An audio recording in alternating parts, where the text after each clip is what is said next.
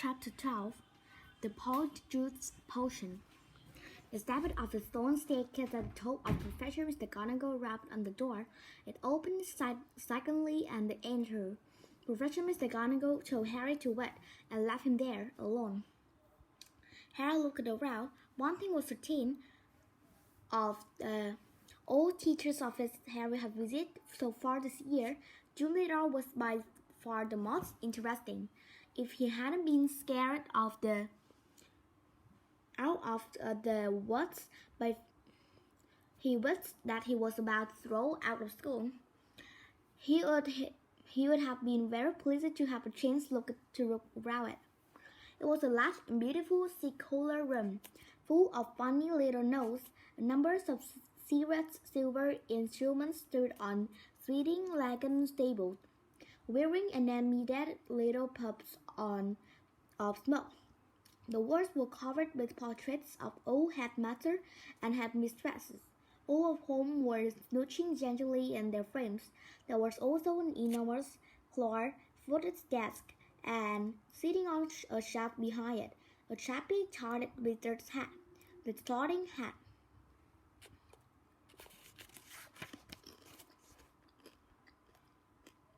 Harry Hayes. The cast of wavery art around the sleeping witch and wizards on the wall. Surely it couldn't hurt it to the heart down and try its own game, just to make sure it had put him in the right house. He walked quickly around the desk, lifted the hat brim from its shelf, and lowered it slowly onto his head. It was much too large and slipped down over his eyes, such as just as it had done the last time he did put it on. Harry started at the back and side of the hat, waiting. Then a small voice said in his ear, "Be in your bonnet, Harry Potter." Yes, Harry mewed. Sorry to bother you. I want to ask, you have been wondering whether I had put you in the right house, said the hat stubbornly. Yes, you were particularly difficult to place, but I stand by what I said before. Harry's hurt lip. You would have done well in Slytherin. Harry's stomach plumped. He grabbed the point of the hat and pulled it off. It hung slimly in his hand, droopy and faded. Harry pushed it back onto his shelf, feeling sick. You are wrong, he said loud to the still and silent hat. It didn't move. Harry backed away, watching it. Then a strange cracking noise behind him made him roll around. He wasn't alone after all. Standing on a golden perch behind the door was a draped-looking bird which resembled a half-pocket turkey. Harry stared at it, and the bird looked fearfully back, massing its gassing nose again. Harry thought it looked very ill. Its eyes were dull, and even as Harry watched, a couple more feathers fell out of its tail. Harry was thinking that all he needed was for Dumbledore's pet bird to die while he was alone in the office with it. When the bird burst into flames, Harry yelled in shock and backed away into the desk. He looked feverishly around in case there was a glass of water somewhere, but couldn't see one. The bird, meanwhile, had become a fireball. It gave one loud shriek, and next second there was nothing but a small, daring pile of ash on the floor. The office door opened. Dumbledore came in, looking very sharp. Professor, Harry gasped. The bird, I couldn't do anything. He just caught fire. To Harry's amazement, Dumbledore smiled. About time, too, he said. He's been looking dreadful for days. I've been telling him to get a move on. He shrugged at the stunned look on Harry's face. Focus is the phoenix, Harry. Phoenix burst into flame when it was time for the die and are reborn from the ashes. Watching him, Harry looked down in time to see a tiny, wing-clad new-born bird poke its head out of the ash. It was quite as ugly as the old one. It is a shame you had to see him on a burning day, said Dumbledore, seating himself behind his desk. He is really very handsome most of the time, wonderful red and gold plumage. Fantastic creatures, phoenix. They can carry immensely heavy loads. They cheat their heavy powers and they make highly fatful pets. In the shock of Phil's catching fire, Harry had forgotten what he was there for. But it all came back to him as Dumbledore settled himself in the high-backed chair behind the desk and fixed Harry with his penetrating, light blue stare before Dumbledore could speak another word. However, the door of the office flew open with an imaginary bang and Hagrid burst in, a wild look in his eyes, his black cravat patched on top of his shaggy black hat, and the dead rooster's roll swinging from his hand. It wasn't Harry, Professor Dumbledore, said Hagrid, openly. I wasn't talking to him seconds before that kid was found. He never had time, sir. Dumbledore tried to say something, but Harry went running on, waving the rooster around in his agitations, sending feathers everywhere. It can't have been him. I will swear it in for one of the Ministry of Magic. If I have to... Hagrid, I have got the wrong boy, sir. I know Harry never. Hagrid, said Dumbledore loudly. I do not think that Harry attacked those people. Oh, said Hagrid, the rooster failing limply at his side. Right, I will wait outside them, headmaster. And he stomped out looking unimpressed. You don't think it was me, Professor? Harry repeated hopefully, as Dumbledore brushed his rooster feather off his desk. No, Harry, I don't, said Dumbledore. Harry's face was somber again, but I still want to talk to you. Harry waited nervously while Dumbledore considered him, the tips of his long fingers together. I must ask you, Harry, whenever there's anything you'd like to tell me, he said gently. Anything at all? Harry didn't know what to say. He thought of Mary shouting, You'll be next, mudblots, and of the polyjuice potion, simmering away in Mounting Meadows' bedroom. Then he thought of the disembodied body at voice he had heard twice to again remember what one was said. Hearing voice no one else can hear, can bear it isn't a good sign. Even if the wizarding go, he thought, too, about what everyone was saying about him, and his growing doubt that he was somehow connected with Salazar Slytherin. No, said Harry, there isn't anything, Professor. The double attack on Justine and nearly headless Nick turned the what way Heather been never snapped into real panic. Curiously, it was nearly headless Nick's fate that seemed to worry about most. What could possibly do that a ghost? People asked each other. What terrible power could harm someone who was already dead? That was almost the stumble the book sits on the Hogwarts Express so that students could go home for Christmas. At the rate, we'll be the only ones left. Ron told Harry and Hermione, us, Malfoy, Crabbe, and Goyle, what a jolly holiday it's going to be. Crabbe and Goyle, who always did whatever Malfoy did, had seen it up to stay over the holidays too, but Harry was glad the most people were leaving. He was tired of people slithering around him in the corridors. As such, he was about his project fangs and of speed potions, tired of all the muttering, potting the hissing and as his pets. Fred and John, however, found all this very funny. They went out of their way much ahead of Harry down the corridor, shouting, Make way for the heir of Slytherin! Seriously, every wizarding coming thrush! Percy was deeply disapproving of his behavior. This is not a laughing matter, he said coldly. Oh, get out of the way, Percy, said Fred. Harry is in a hurry. Yeah, he is leaping off to a chamber of secrets over a cup of tea with his favorite servant, said John, chortling. Ginny didn't find it a must either. Oh, don't, she will very time. Fred asked Harry loudly who he was planning to attack next. Or John pretended to ward Harry off with a large clove of garlic when they met. Harry didn't mind. It made him feel better than Fred and John. At last, thought the idea of his being Slytherin's heir was quite ludicrous. But the antic seemed to be advocating Draco Malfoy, who looked increasingly such each time he saw him at it. It because he is bursting to say it's really him, said Ron knowingly. You know how he hates anyone beating him at anything, and you're getting all the credit for the dirty work. Polly chose potions nearly ready. We begin the truth out of him any day now.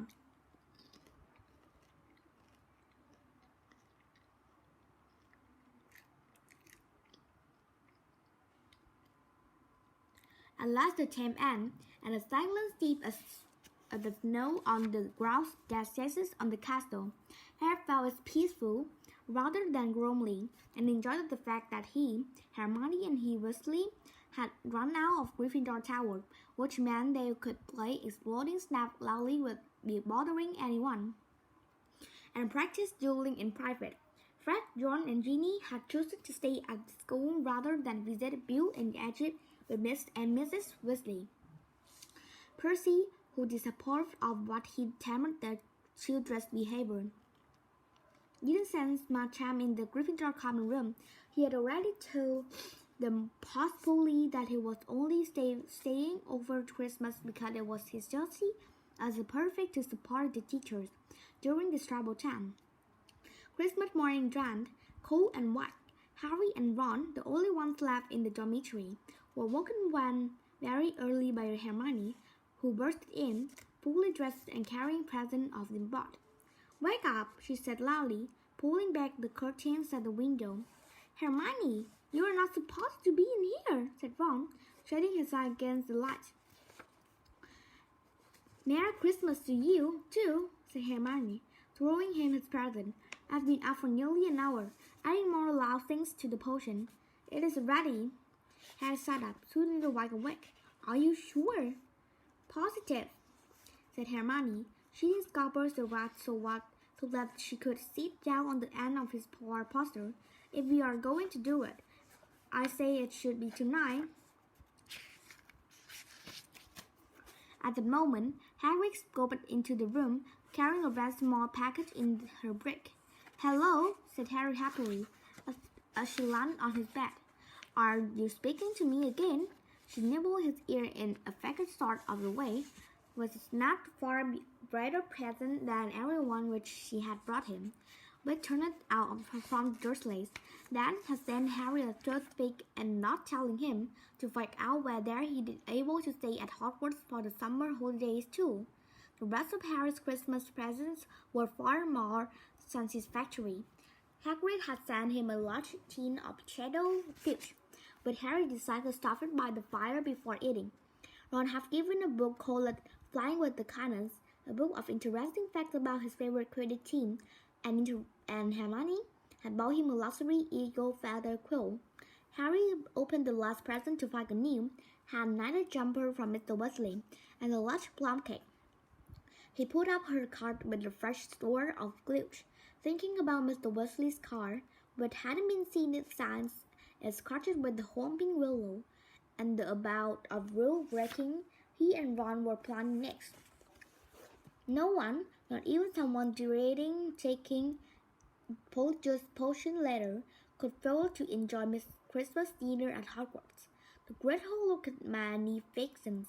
Not only were there a dozen front-covered Christmas trees and 6 streamers of holly and mistletoe crossing the ceiling, but Enchant led them in a few of his favorite carols, Hagrid booming and promptly pally with every bobblet of notching his concealment. Percy, who hadn't noticed that Fred had betrayed his perfect patch, so that it now had pinhead, kept asking them all what they were sniggering at. Harry didn't even care that Draco Malfoy was making loud, stained remarks about his new jumper from the Slytherin table. With a bit of luck, Malfoy would be getting his pants in a few hours' time. Harry and Ron had barely finished their third helpings of Christmas pudding when Hermione ushered them out of the hall to finish their plans for the evening. "But still need a bit of pupil you are training into," said Hermione, matter-of-factly.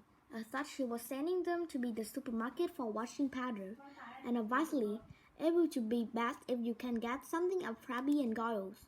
They're Malfoy's best friend. He will tell them anything. I will also need to make sure the real Crabbe and Goyle can process us while we are interrogating him. "I've got it all worked out," she went on smoothly. Ignoring Harry and Ron's surprised face, she held it up to plump chocolate cake. I have filled this with the simple sleeping stretch. All you have to do is make sure Krabby and Goyle eat them. Once they are asleep, pull out a few their hands and hide them in the broom cupboard. Harry and Ron looked incredulously at each other. That could go serious wrong, but Hermione had a steely grin in his eye, not unlike it that one professional McGonagall sometimes had. The potion will be useless with Crabbe and Goyle's hair, she said strongly. You don't want to investigate Malfoy, don't you? Oh, all right, said Harry. But what about you? Whose hair are you ripping out?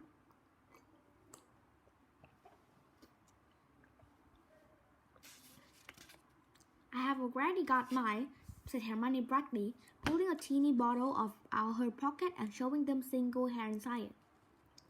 Remember Miss Lesson's wrestling with me at the dueling club? She left this on my ropes when she was trying to spray me, and she's gone home for Christmas, so I will just have to tell the Slytherins I have decided to come back. When Hermione has burst off to check on the Polly, Ron turned to Harry with a dumbfounded expression. Have you ever heard of a plan where so many things could go wrong? But to Harry and Ron's utter amazement, such one of the operations went just as smoothly as Hermione had said. They locked in the destitute entrance hall after Christmas tea, waiting for Crabbe and Goyle, who had remained alone at the Slytherin table, shoveling down 4 helpings of treacle. Harry had pressed the chocolate cakes on the end of the banister. When they spotted Crabbe and Goyle coming out of the great hall, Harry and Ron hid quickly behind a suit of armor next to the front door. How thick can you get? Ron whispered excitedly, as Crabbe gravely poured out the cakes to Goyle and grabbed them. Grinning stupidly, they stuffed the cakes holes into the large mouths. For a moment, both of the travellers readily looked at trembling on the face. Then, without the smallest trace of expression, they both keeled over backwards onto the floor, much the most difficulty but was hiding them in the cupboard across the hall. Once they were safely couched amongst the buckets and mops. Harry jumped out of a couple of several of Crabbe's hairs. They also stole their shoes, but their out were far too small for Crabbe and Goyle-sized feet. Then, still turned stunning as they had just done, they sprinted up to Morning Meteor's bathroom. They could hardly see of the thick black musk issuing from the cedarbowl which Hermione was steering the cauldron. Pulling their robes over their face, Harry and Ron knocked softly on the door. Hermione? They heard the scrap of the lock and Hermione gasped. Did you get them? Hermione asked breathlessly. Harry shouldered her Goyle's hair. I beg your pardon, said the girl stuffily. Our common room? I am a Ravenclaw. She walked away, looking supposedly back at them. Harry and Ron hurried down the stone steps into darkness, their footsteps echoing particularly loudly as Crabbe and Goyle hit the floor, feeling this wasn't going to be easy as they had hoped. The labyrinthine passage was deserted. The walkers disappeared and disappeared under the school, constantly checking quarter of an hour. Just when they were getting disappeared, they heard a sudden movement ahead. Here, said Ron excited. There's one of them now. The figure was emerging from a side room as they hurried near. However, their hearts sank. It wasn't a Slytherin. It was Percy. What are you doing down there? Said Ron in surprise. Percy looked up furtively. That, he said stiffly. It's none of your business. It's Crabbe, isn't it? Yeah, said Ron. Well, get out your geometries, said Percy Stamp. If it's not safe to go wandering around dark corridors this day, you are, Ron pointed out. I? Said Percy, drawing himself up. I am a perfect. Nothing's about to attack me. A voice suddenly emerged behind Harry and Ron. Draco Malfoy was strolling towards them, and for the first time in his life, Harry was pleased to see him. "There you are," he drawled, looking at them. "Have you two been peeking out in the great hall all this time? I have been looking for you. I want to show you something really funny." Malfoy glanced withering at Percy. "And what are you doing down here, Weasley?" he sneered. Percy looked outraged. "You don't want to show a bit more respect to school? Perfect," he said. "I don't like your attitude." Malfoy sneered and motioned Harry and Ron to follow him. Harry almost said a thing emotionally to Percy, but who said as they turned into the next passage that Peter Weasley... Percy corrected him out to Macaulay. "Whatever," said Malfoy. "I've noticed him sneaking around a lot lately. I bet I know what is he up to do. He thinks he is going to cut Slytherin's hair single-handed." He gave a shot. "This serious clash." Harry and Ron exchanged disguised looks. Malfoy paused by scratched a bear. Jammed stone wall. "What is the new password again?" he said to Harry. Said Harry. "Oh yeah, poor blood," said Malfoy, not listening, and the stone door collided in the slide open. Malfoy marched straight in hand while Harry and Ron followed him. Malfoy started taking pictures with a magic camera, and with a coral but actually in presence of Colin. "Potter, can I have your picture? Potter, can I have your autograph? Can I lick your shoes? Please, Potter." He dropped his hands and looked at Harry and Ron. "What is the matter with you two?" Far too late. Harry and Ron forced themselves to laugh, but Malfoy seemed sarcastically. Perhaps Crabbe and Goyle were always slow on the uptake. "Sam Potter, the Mudblues fans," said Malfoy slowly. "He is another one who would prefer wizarding feeling if he wouldn't go around with the jumping of Granger Mudblood. And people think he is Slytherin hair." Harry and Ron waited with bated breath. Malfoy was surely seconds away from telling them it was him. But then, "I wish I know who it is," said Malfoy pleasantly. "I could have them." Ron's jaw dropped so that Crabbe's face looked even more wrathful than usual. Fortunately, Malfoy didn't notice, and Harry, thinking fast, said, "You must have some idea who is behind it all." "You know I haven't, Goyle. How many times do I have to tell you?" snapped Malfoy. "And Father won't tell me anything about the last time the chamber was open, either." "Of course, it was 15 years ago, so it was before his time, but he knows all about it, and he says that it was all kept quiet and this Lucas subsequently even know you too much about it. But I know one thing, last time the Chamber of Secrets was open, a Mudblood died. So I bet it's only a one martyr to come before one of them's killed this time. I hope it is Granger," he said with real flesh. Ron was clenching Crabbe's gigantic fist, feeling that it would be a bit getting away. "Oh yeah, however it was expelled," said Malfoy. "They are probably still in Azkaban." "Azkaban?" said Harry Potter. "Azkaban, the wizard prisons." "Goyle," said Malfoy, looking at him in disbelief. "Honestly, if you were any slower, you would be going backwards." He shivered restlessly in his chair and said, "Father says to keep my head down and let the hair of Slytherin get on with it.